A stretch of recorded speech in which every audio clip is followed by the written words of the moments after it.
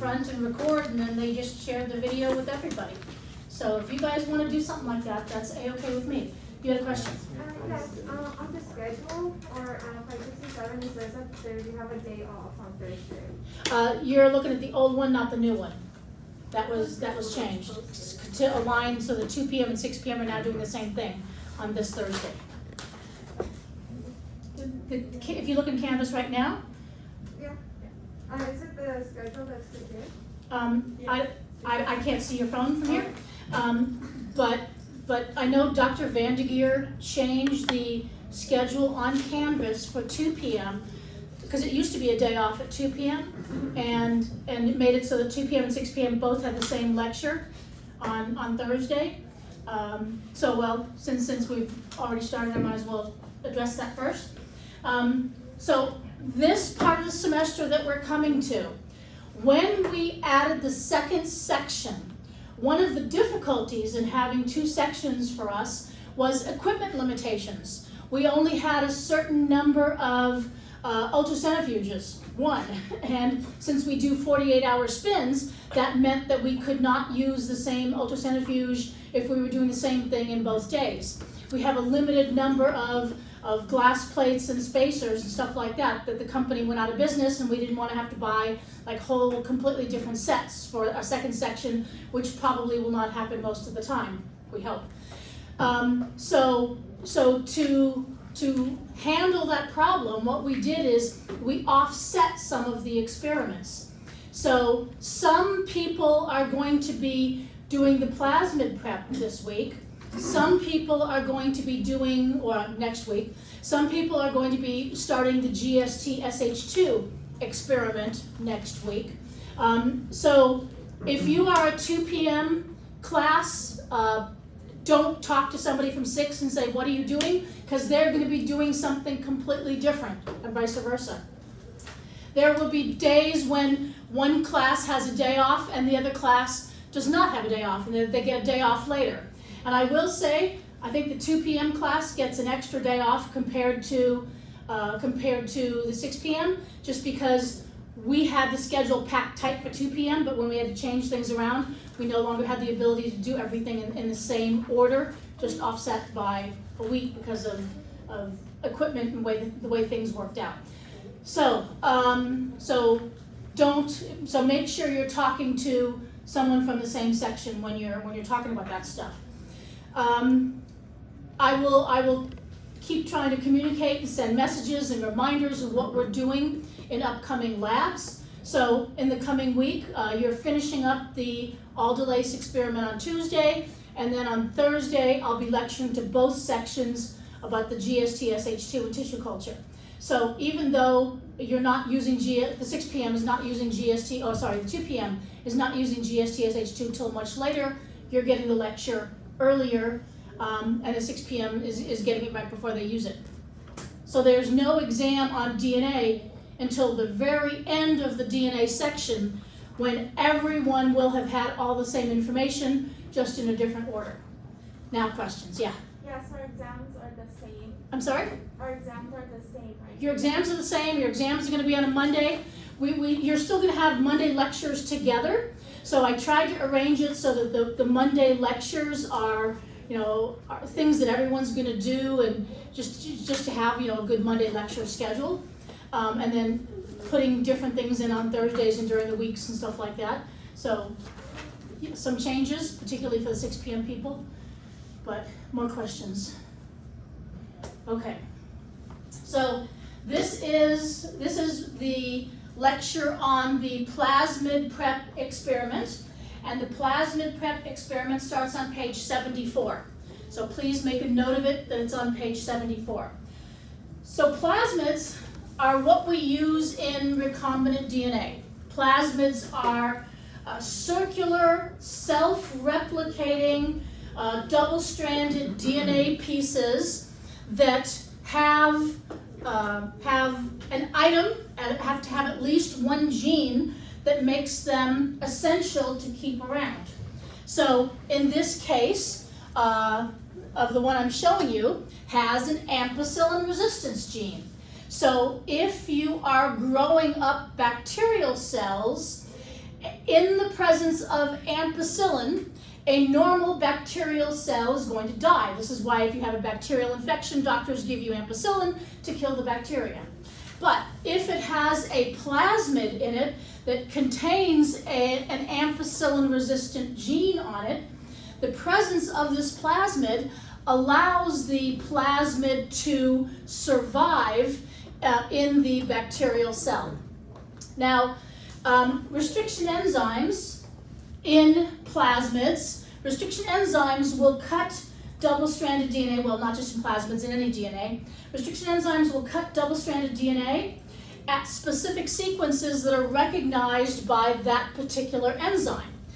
And these restriction enzymes are one of the basic things which allows us to recombine different parts of genes into new plasmids and adding new genes in, taking things out of plasmids. So there are different kinds of restriction enzyme sites that are cutting this double-stranded DNA. So first thing you need to remember, you learned this in 560, that restriction enzymes are cutting palindromic sites in the DNA. So for example, EcoR1, when it sees the site in the DNA that says GAATTC, which reads the same both ways, GAATTC, it will cut, and it will cut between the G and the A, and when it does that, it leaves an overhang. So when we're talking about the overhang, for example, in a restriction enzyme, this is a type of enzyme that is called a 5' 4-base overhang, because when EcoR1 cuts the DNA, it leaves 4 bases hanging out, it separates the DNA, and it leaves the 5' end of the DNA hanging out. Now this is in contrast to something like SAC1. And SAC1, and you don't have to, I'm not going to ask you ever to memorize the places where the specific DNA sequences. Everybody looks that stuff up if they need to know it. So SAC1 just recognizes the site GAGCTC, and it cuts between the T and the C, and it leaves a different type of overhang. Now, to your eye, you might be like, well, it's still a 4-base overhang. Yes, it is, but this is a 3' overhang on the DNA. So you can't put a 5' and a 3' overhang together. So it's like there'd be extra bases here and extra bases here, and you're trying to put them together. What you can do is you can put double-stranded, if you have 5' or 3' overhangs together like this, that would work.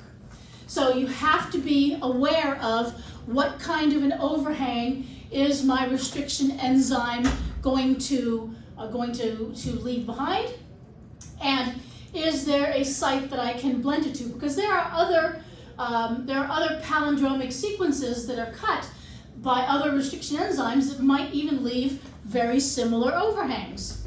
Now, a very useful overhang sometimes is ECO47-3, which is a blunt cutter. So it cuts AGCGCT, and it cuts right in the middle of that sequence, leaving no overhangs whatsoever, and a blunt can be put together, but the problem is getting them to stick so that the ligase, the enzyme which is going to join the DNA together, so that the ligase can actually perform its function. So on practical terms, even though it seems very easy to put a blunt and a blunt together, on practical terms, it's very difficult because there's nothing making the DNA ends stick together. But if you put, say, a 5' together with another 5' with at least some base similarity in there, it actually does not have to be perfect.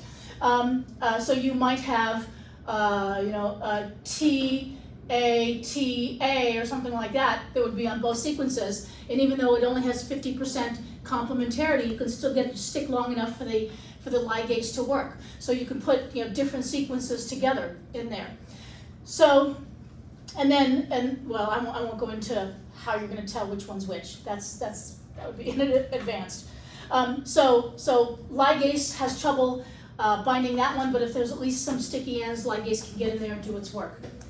Okay, so that's basically how plasmids are going to work. And just in terms of the pictures of how something might happen.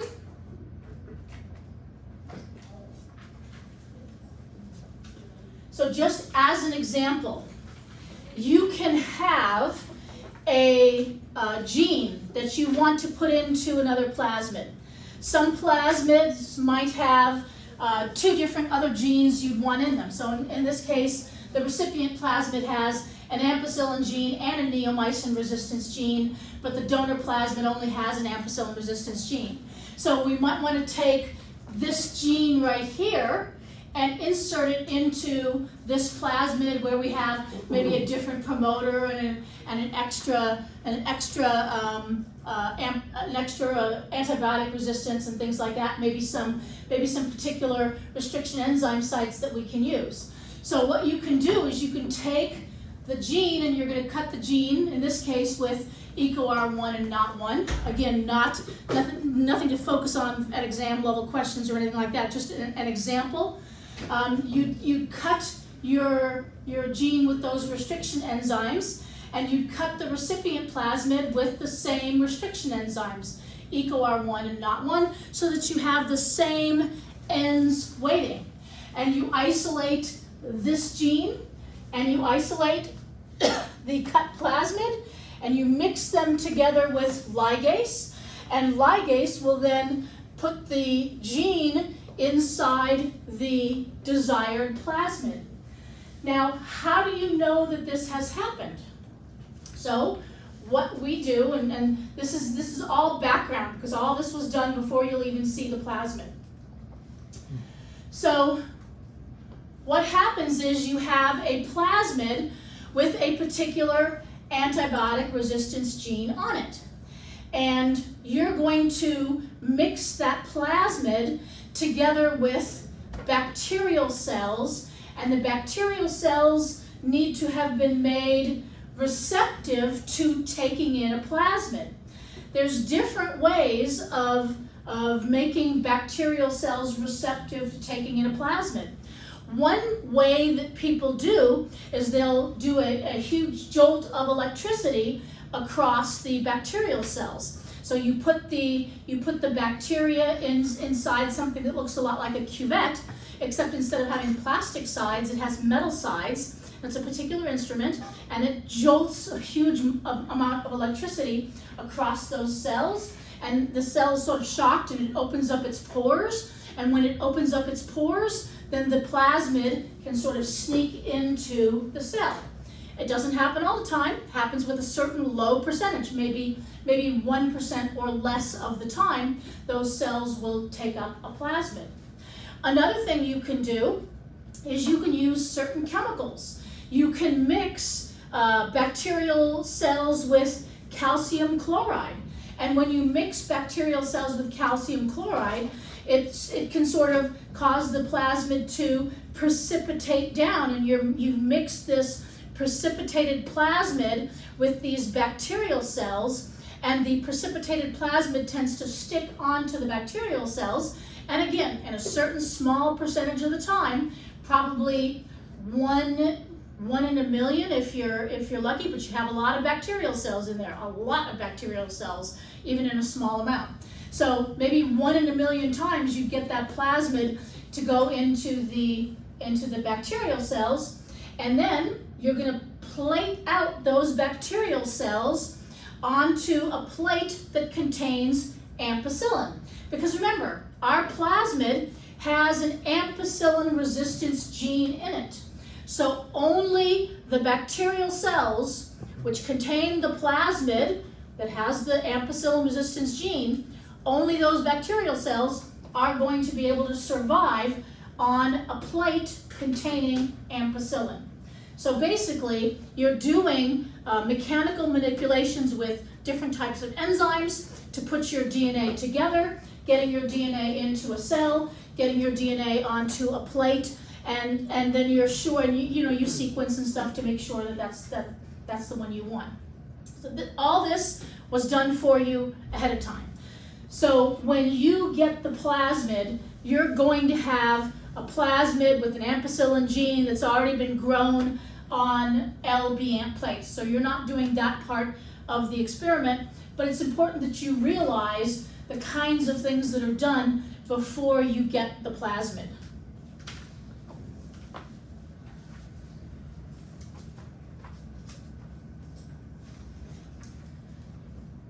So, plasmids versus an E. coli cell. An E. coli DNA is around 6 times 10 to the 6th base pairs, pretty long genomic DNA. And at one point in the cell, the genomic DNA of E. coli is attached to the inner membrane. That's going to become important later. So you do need to remember that fact, that at one point the E. coli genomic DNA is attached to the cell membrane of the bacterial cell. Now, in comparison to the genomic DNA, a plasmid generally is around 2,000 to 20,000 base pairs. The one we're going to be working with is around 4,000 base pairs, so on the smaller side.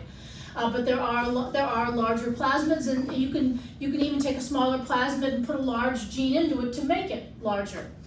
Now, what's special about plasmids is they can replicate independently of the genomic DNA.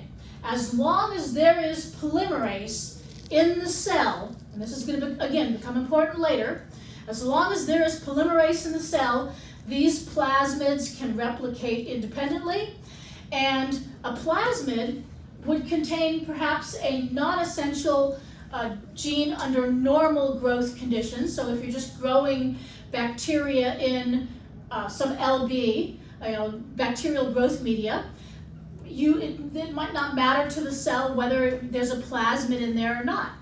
But as soon as you put ampicillin in there, any bacteria that do not contain the plasmid are going to die, and only the ones that contain the plasmid are going to survive.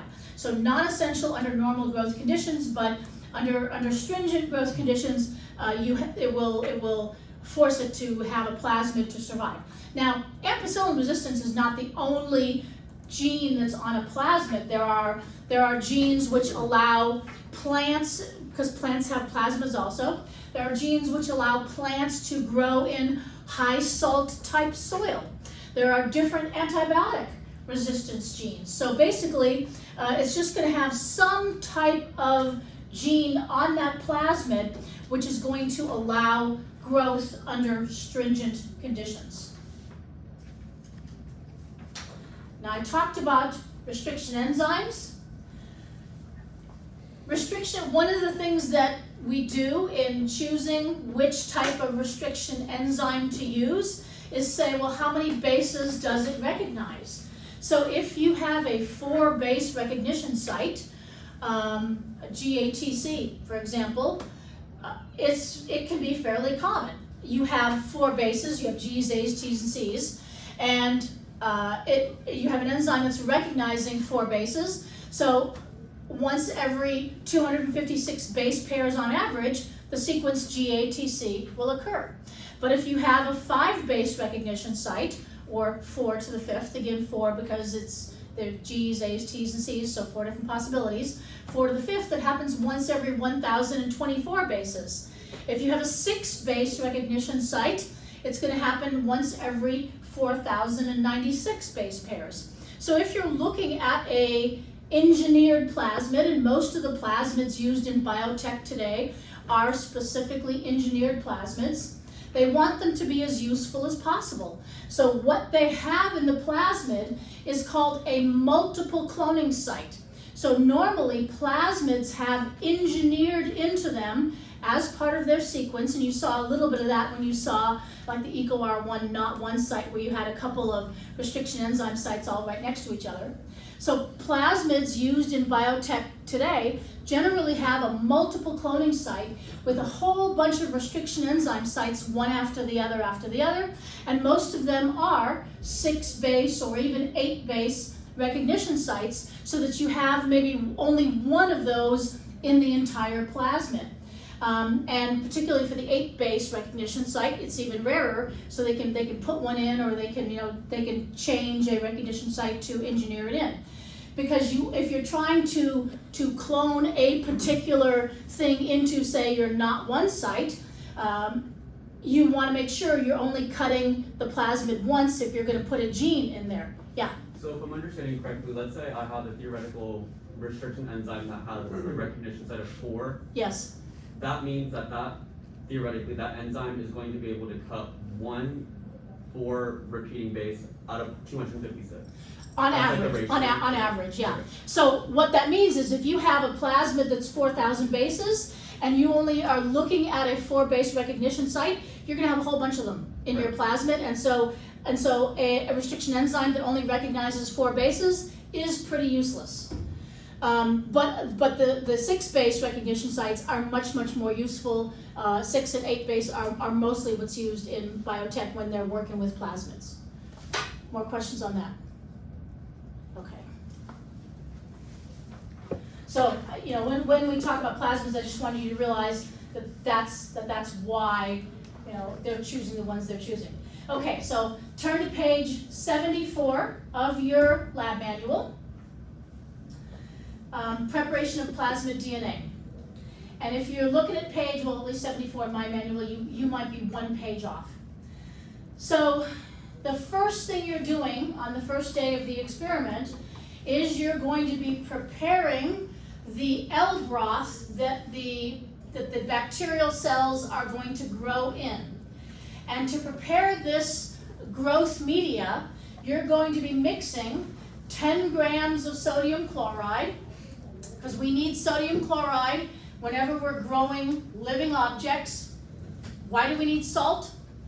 Isotonic to prevent premature lysis of cells. So we specifically want to prevent aggregation of proteins inside the cell. So if we don't have any salt in there whatsoever, you have those positive charges and the negative charges on the outside of the proteins, and you're going to get protein aggregation. So you don't want, and basically the cell needs a certain amount of salt in the media just to be able to live, but that's why. And you're going to be mixing 10 grams of bactotryptone and 5 grams of yeast extract. So between the two of them, the bactotryptone and the yeast extract provide all the nutrients and the minerals that the bacteria are going to need to live, to grow, and divide. Now, when you make this LB up, it's the perfect growth media for bacteria. And you're going to be making this in the open air. So you're going to be stirring in a bucket, and there's bacteria. You may not see it, but there's bacteria all over the place in the open air. There's bacteria inside the bucket, there's bacteria in your hands, there's bacteria from the air dropping into your LB. So the next thing you have to do is autoclave that LB, and we're going to, on the day we do this, you're going to stand in front of the autoclave and you're going to get a lesson on how to use the autoclave. And basically the autoclave sterilizes that solution so that any bacteria which have happened to be in it are now dead, and only our bacteria that we're going to specifically add in are going to grow in that media. Otherwise, by the next morning, you could, if you fail to autoclave, because trust me, when I was a new grad student, I thought to myself, I'll autoclave it tomorrow. And I knew that bacteria was going to grow in it, so I said, I'm going to stop bacteria from going in, and I'm going to put it in the cold room. Didn't help. Even in the cold room, by the next morning, it was just completely full of bacterial growth.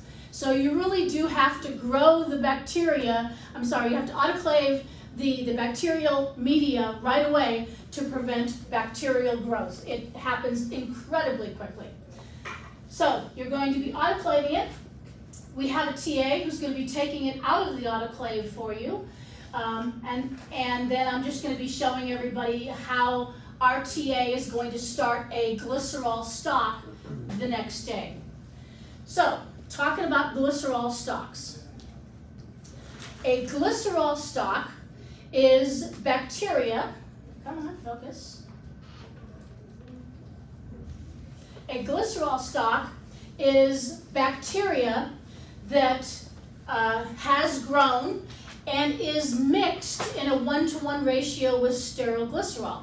Because if you simply try to put bacteria on a plate and stick it in the refrigerator, it'll last for a week or two, and then the plate will dry out and it will start to die.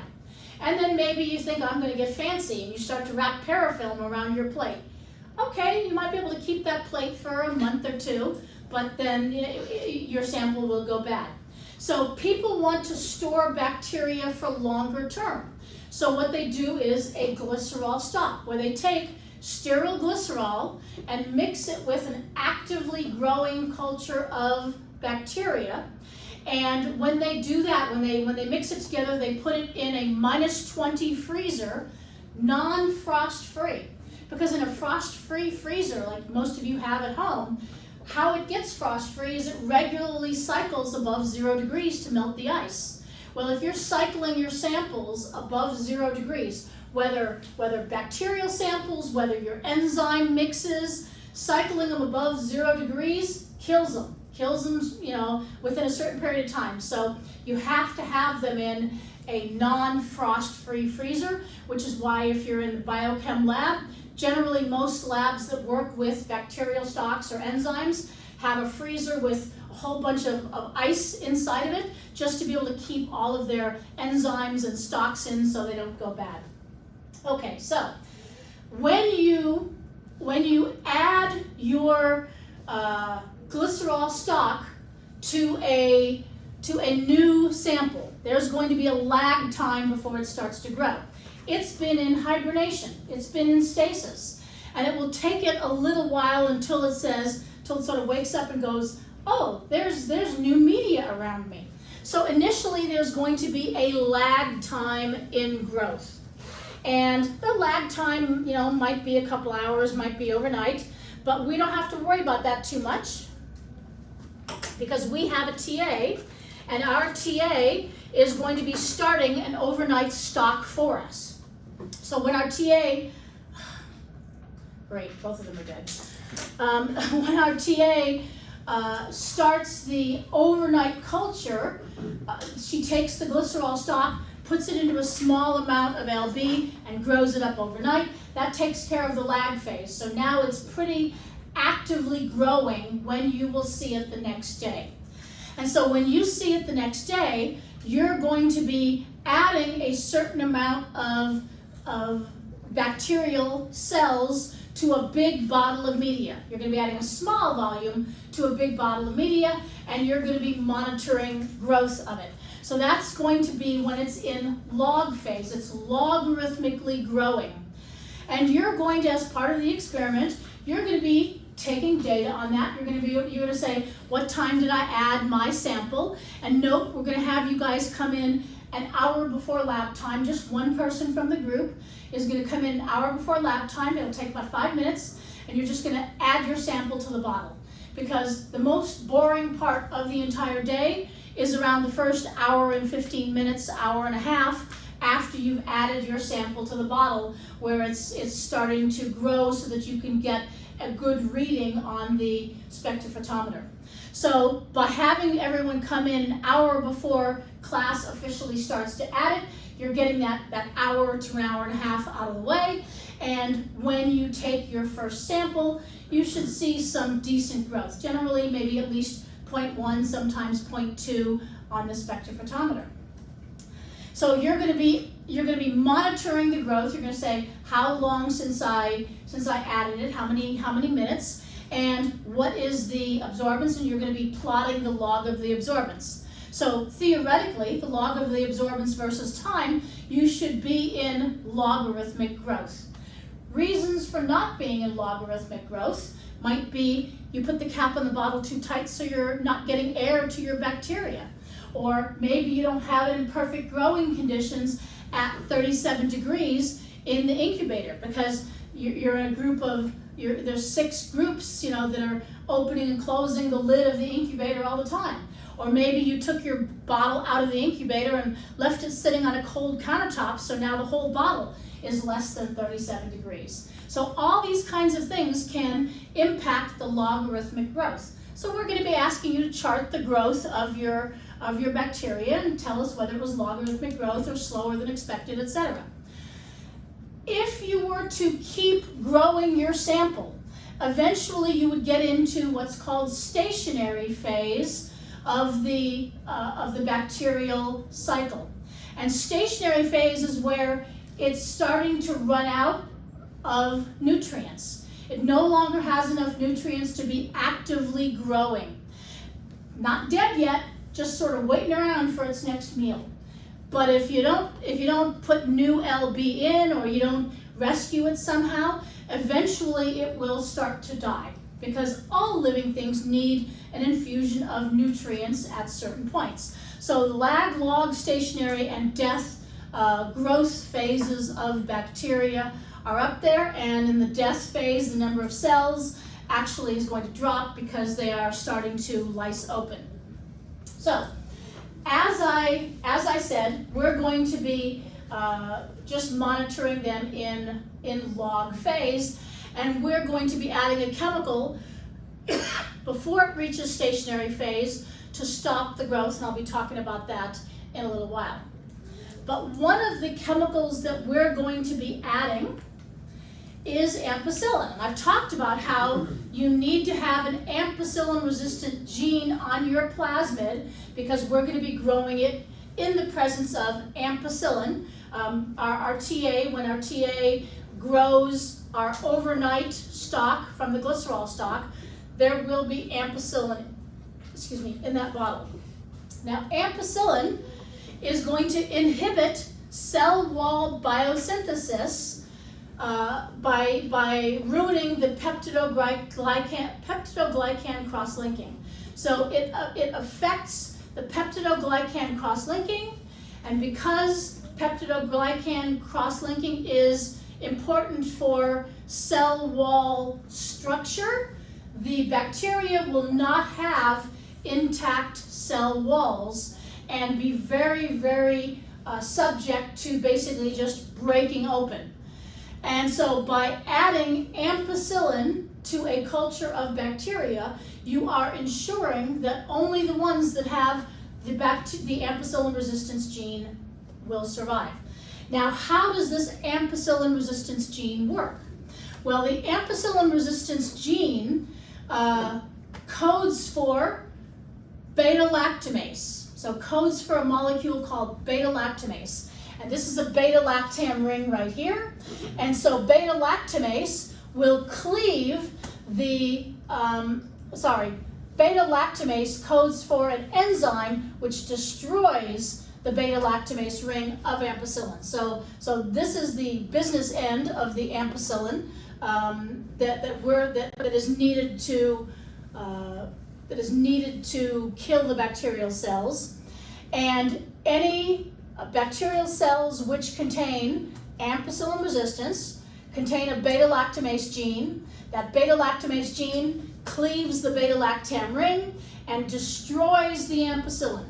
So basically, in a nutshell, any plasmid that has an ampicillin resistance gene can destroy the ampicillin, and if it can destroy the ampicillin getting into the bacteria can survive. Now there are other types of antibiotics which are used. Another antibiotic is chloramphenicol, and we're going to be adding chloramphenicol at the end of our growth cycle to our bacterial cells. The mode of action of chloramphenicol is that it inhibits translation of the 50S, so that's not SOS, it's 50S, ribosomal subunit at the peptidyl transferase step. In short, if you add ampicillin to your cells, no more protein can be made, because it's inhibiting the translation of the ribosomal subunit while protein is being made. Now there is a chloramphenicol resistant gene that some plasmids have. Our plasmid is not going to have a chloramphenicol resistance gene, but it does exist. And if our plasmid had a chloramphenicol resistance gene, it codes for chloramphenicol transferase, CAT, chloramphenicol transferase. And so chloramphenicol transferase, again, destroys the chloramphenicol, and then any plasmid which would have a chloramphenicol resistance gene would destroy the chloramphenicol and allow the bacteria to grow. Yeah? So if we're adding chloramphenicol at the end of our bacterial growth rate, that would imply that it's bacteriostatic, as opposed to ampicillin being bactericidal, or am I confused? No, well, yes and no. We're adding them for different reasons. Okay. So we're adding the ampicillin to basically ensure that we do have a plasmid in our bacterial cells. Selection factor, yeah. Yeah, we're adding the chloramphenicol because we're specifically trying to inhibit protein production. And I'll get to that in a minute. Okay. Yeah, so we're not at that point trying to kill the bacteria, because at that point, you know, we've grown up our bacteria to a high concentration before we add it. Okay, so getting to the meat of your question right now, because you're just a little bit ahead of me. Remember, I talked about the E. coli genome. And in the E. coli genome, if you've had some basic biology, the E. coli genome, you have early, middle, and late genes. And the early genes are expressed first in the genome, and some of those early genes go on to induce the middle gene, and some of those middle genes go on to induce the late genes. So before you can have bacterial replication, you have to have the entire genome replicated of the E. coli. So if you're not getting replication of the E. coli genome, then you're not going to be able to have one bacteria basically dividing into two. And so because some of those early genes are turning on the middle genes to enable parts of replication, and because some of those middle genes then need to be turned on, those are all protein products. And so without protein products being produced, you don't get replication of your bacterial cells. But this is important for us because our plasmids do not require new proteins to be made. Our plasmids can use the proteins that are already existing in the cell. So the proteins that are already existing in the cell, the polymerase that's already existing in the cell, we can make more plasmids out of that. So by adding chloramphenicol, we've stopped bacterial replication, but we're allowing plasmid replication to continue. So the effect of this is we have a greater yield of plasmids in every bacterial cell. So instead of just having a couple plasmids, you can get a whole bunch of plasmids in every bacterial cell when you are using chloramphenicol for that purpose. So now that we've covered a little bit of the background information, let's go back to the experiment. So you'll have your flasks, and you're coming in, you're inoculating the L broth with a certain amount of the overnight stock, and after it's grown to a certain optical density. So basically, when the absorbance at a wavelength of 600, which is a visible wavelength that's measuring how many solid cells are blocking the transmission of light in my sample. So when you have an absorbance of around 0.55 to 0.6, it's not magic number. It's you know, like a suggested guideline, and people always say my absorbance is 0.54. Can I add the chloramphenicol yet? It's your choice. It's going to be your choice of when to add the chloramphenicol. You want to add the chloramphenicol as late as possible so you get a good yield. If you add the chloramphenicol too early, the exact same thing will happen. You just will get a lower yield of plasmid DNA because you have less bacteria. If you add it when it surpasses around 0.8 in terms of absorbance, then you're getting into the stationary phase. And chloramphenicol does not work as well if it's added during stationary phase. Has to be added when it's growing logarithmically for the protein production to be ramped up, have plenty of polymerase to be able to make multiple copies of your plasmid. In stationary phase, everything's already shutting down, so you're not going to have that same effect if you add the chloramphenicol too late. So we suggest 0.55 to 0.6, but this will be the decision of your lab group when to add chloramphenicol. Okay, so then after you add the chloramphenicol, you're going to put it back in the shaker for 12 to 16 hours. What do you think is going to happen to a bacterial cell if you just keep shaking and shaking and shaking till the next lab period, 48 hours later? So what do bacterial cells regularly need to survive? Oxygen, nutrients. Nutrients, okay. Why do they need nutrients? What are they making? They're making proteins, okay. Why do you need proteins made regularly in a living, growing bacterial cell aside from replication? What happens to what's in the membranes of cells? Proteins. What happens if you don't replace the proteins that are in the membranes? There's no active transport or any sort of interaction with the outside environment. But if they're not replaced, they start to degrade. So remember, you learned in your basic biochemistry that all proteins are going to degrade at a certain point. And the cell's constantly replacing proteins for that reason. So if you have proteins which are integral in the cell membrane, and you already have the example in your photosystems of some proteins that are integral in the cell membrane, if you have proteins that are integral and they start to degrade because they're not being replaced, then the cell starts to fall apart. And if the cell starts to fall apart, sure, your plasmids will still be somewhere in the LB, but after 14 to 16 hours, the cells start to lose integrity, and we need to have intact cells to be able to spin them down. And once we spin the cells down, then we can lyse and break open the plasmids. Because if you have a bunch of dead cells that have broken open in the media, we're going to be spinning down the cells and tossing the media.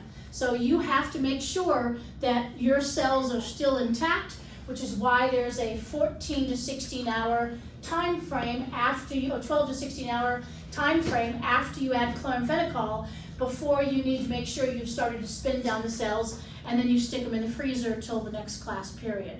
So, and our TA will be doing that for us. So you're gonna have your cells in the incubator, and our TA is just gonna come in the next day and take the cells out of the incubator, and you'll then find a little cell pellet in the bottle that will be labeled with how you labeled your bottle, and she's gonna put them in a little plastic bottle for you that you will then see the next time. Okay, so what happens the next time when you see them in lab? So what we're going to be doing next is producing a cell lysate.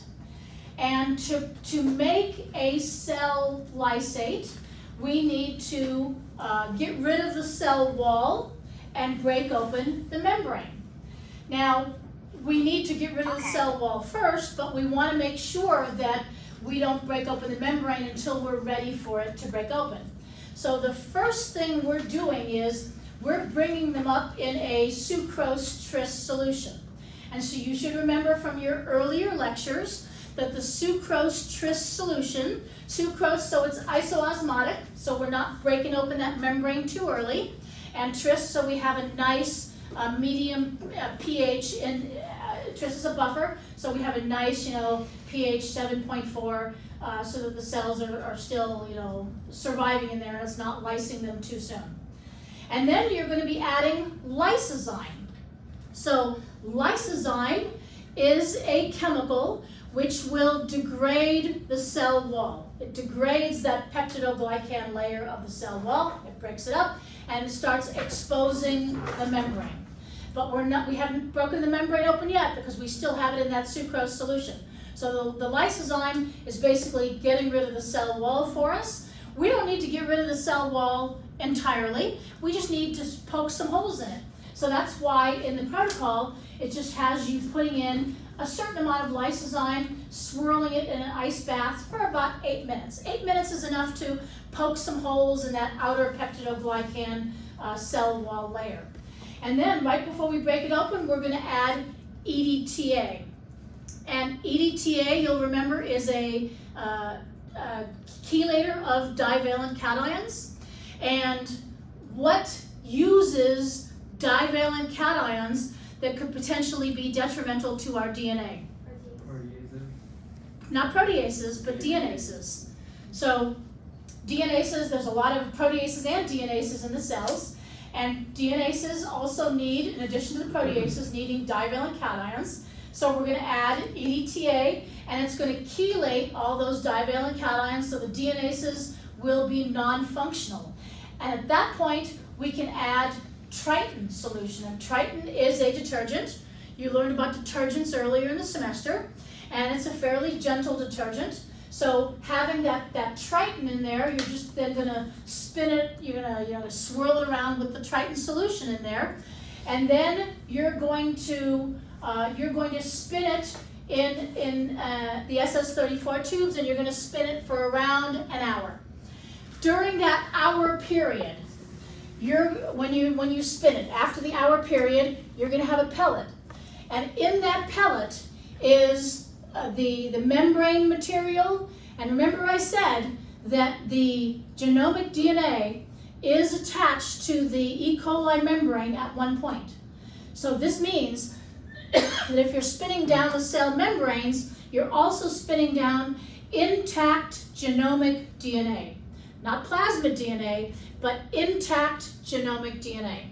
And what's going to be in the supernatant of that is proteins and RNA and plasmid DNA, things that were inside the cell when we broke it open with the Triton, as well as broken genomic DNA. Because remember, genomic DNA is 6 times 10 to the 6 base pairs, and it's kind of loose in there. Just by spinning it around, however gently, you're going to get some broken genomic DNA. We're going to try to handle it as gently as possible. We're not going to be shaking up our Triton solution or anything like that. Shaking up would break a lot of the E. coli genomic DNA. But we're going to just be gently spinning it when we lyse the cells. But you're going to have some broken genomic DNA as well. And this will be important in a minute. Okay, so in our supernatant, we have proteins, RNA, plasmid DNA, broken genomic DNA, and we've gotten rid of any intact genomic DNA as well as the membranes. And then the protocol tells you that you're going to bring it up to 20 mils. So everyone starts with the same volume, and you're going to have you're going to add 20 grams of cesium chloride to that. So this means cesium chloride is a very dense salt. So the volume will go up a little bit to 25 mils, but we'll because it's so dense, you will have around 40 grams of material in 25 mils, which makes your average density in the solution 1.6 grams per mil in cesium chloride solution. That's the average density of DNA. So it's not a coincidence that we made it that density.